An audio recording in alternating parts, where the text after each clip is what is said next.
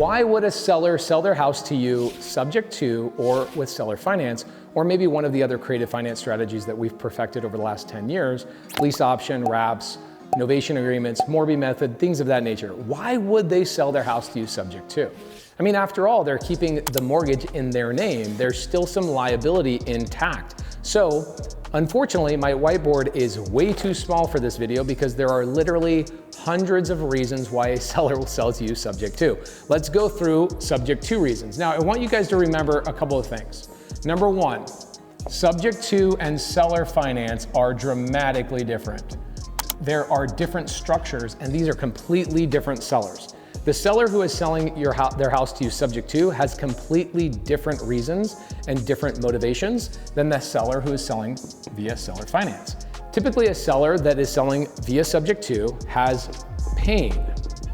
Typically, a seller who is selling on seller finance has a desire for gain. So I call it the pain and gain of creative finance. Now, of course, there can also be some gain here as well, but their primary driver for subject to is pain, and the primary driver for seller finance is gain. And of course, there's gonna be some pain here as well, and I can break down some individual deals, but that just means you've never watched the YouTube channel. We have 3,000 videos on YouTube talking about very specific deals and telling you the exact reason why. In fact, we interviewed a seller named Mario that sold a 43-unit multifamily deal to me a couple of years ago with no money down, 4% interest with a 50-year seller finance note. Why would he do that? Well, he told us 19 reasons why in an interview. We'll give you guys that link in the description down below, or maybe we'll pop it up on the screen so you go and watch that interview. So here's the pain typically associated with subject to. They're in foreclosure. Okay, how many houses are in foreclosure right now? Hundreds of thousands. Hundreds of thousands of houses are in foreclosure right now. Not 10,000, hundreds of thousands of houses in foreclosure. Expired listing, okay? If you wanna go do Subto deals, you will find so many deals in expired listings. How many opportunities are in expired listings? 15,000 per day. There are 15,000 expired listings that pop up every day. That means a seller tried to sell a house with a licensed real estate agent, failed after half of a year on the market, and ultimately this becomes public knowledge, and we can pull up the records and call a seller and say, we saw your house expired. Means your agent wasn't able to sell the house for whatever reason. So some of those reasons are low equity. This is happening a lot right now. And you can go pull a low equity list right now on Propstream. I'll give you guys a link to my Propstream link down below. A lot of our Subto deals, if they're in foreclosure, they typically have low equity. Okay, expired listings, if they're doing Subto, they also have low equity. Make sense? These are main reasons why. There's also bankruptcy, loss of job, job relocation. There's divorce. Maybe the property has a tenant that's not paying the bills. One of the deals that Eric Ballman tried to sell me a couple months ago was a tenant not paying their bills, and we ultimately helped him get that deal under contract. He wholesaled it to somebody else in the community. That was a tenant not paying their bills. So we call that a tired landlord, okay? I've got an agent right now. I just got a listing, or I got an email from her right now. Her name is Heather Bowman. She says, Pace, I represent a seller who needs to move quick, okay? So speed. Sometimes sellers need convenience. And she has low equity as they bought the house 2 years ago. Wait, hold on. If a seller bought a house 2 years ago and the real estate market has gone up in value, then how does a seller not have any equity? How is that even possible? Well, this is the big part of real estate a lot of people don't understand. Let's talk about what equity is. Equity, a lot of people think that if I have a house that's worth $200,000 and I owe $180,000 to the bank, right? So I have a bank loan for $180,000, I would ask this question of how much equity does that person have?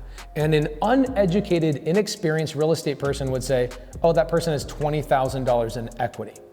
No, they don't. They actually have probably closer to -$5,000 to maybe -$10,000 in equity. And when a homeowner buys a house that's worth $200,000 and they buy it for $200,000, they have closing costs, they have furniture, they have payments, they have all sorts of things that start racking up on top of that, and they actually get buried. 99% of real estate transactions, 99% of real estate transactions, look at me right here, 99% of real estate transactions have no equity. Guess who those people are? They're homeowners that are paying the top of the market, finding a deal on the MLS from an agent that listed it on the MLS. Everybody's getting paid in this transaction on top of the retail price. Guys, I'm telling you, most people in the country that bought a house in the last 2, 3, 4 years do not have actual equity when you take into consideration the cost to sell that house. So that agent coming to me and saying, I'm about to get fired from this expired listing because she has low equity. 15,000 of these every single day. So when you say, I don't know where these are, I don't know why somebody would do that, it means you haven't watched my YouTube channel or you haven't joined our Subto community, because I call sellers in there live every day. I call agents in there live every day. We're negotiating with agents. Last year, our Subto community did $5 billion in real estate transactions in subject to transactions alone. That's insane. If you really think about how many deals that was, we wholesaled the subject to deals, we kept them in our portfolios, we fix and flip them, we did everything under the sun with subject to deals, and there are hundreds of thousands of opportunities every single day, okay? Now on seller finance, why would somebody sell on seller finance? The primary driver of seller finance is the opposite of subject to, which is, I really am a greedy son of a gun. I really want a specific price. Maybe it's Mario, the seller that I bought a property from. 50-year note means he's giving me 50 years to make those payments to him. Why would he do that? The reason he did this was because he wanted a very specific number. He wanted $3 million, and everybody else was offering him 2.7, 2.8. But this was his retirement. There's another reason. He's retiring off this dollar amount. He wants the highest number available to him so he can retire and spend the remaining years with his family. These aren't really greedy people. They're just aware of the fact that this might be the last time that they have the opportunity to make money on their last real estate transaction before they truly retire.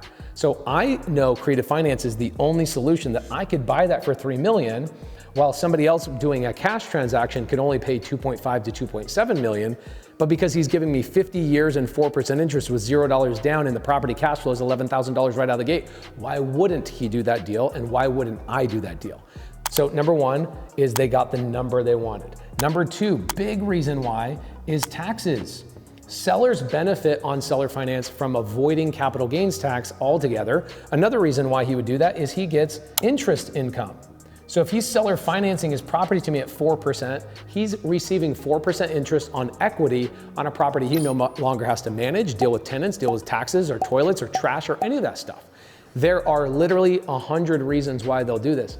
Guess what? The other reason is they can avoid dealing with real estate agents. They can avoid dealing with appraisals or inspections. They can avoid a 90-day or 180-day transaction.